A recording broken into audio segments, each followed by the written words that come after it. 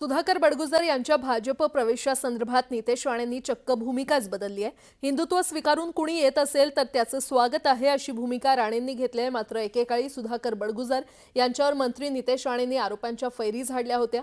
विशेष म्हणजे नितेश राणे यांनी बडगुजर यांचं थेट अंडरवर्ल्ड डॉन दाऊदच्या हस्तकांसोबतचे फोटो देखील शेअर केले होते आणि त्यावेळी मोठ्या प्रमाणात राजकारण देखील तापलं होतं। मात्र यापूर्वी बडगुजर यांना कडाडून विरोध करणाऱ्या मंत्री नितेश राणेंनी आता भूमिका बदलली आहे। नितेश राणेंनी दिलेल्या सावध प्रतिक्रियेमुळे देखील आता चर्चांना उधाण आलंय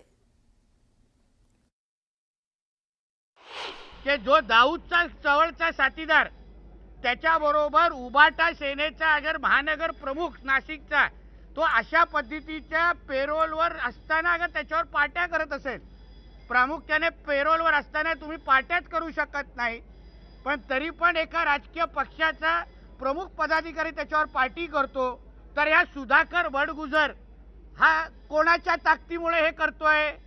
कोण त्याचा गॉडफादर आहे?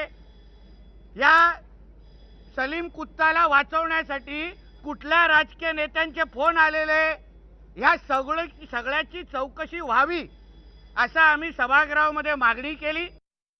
बडगुजरांच्या हल्लीचा प्रवास हा हिंदुत्वाच्या दिशेने फार जोमाने सुरू आहे।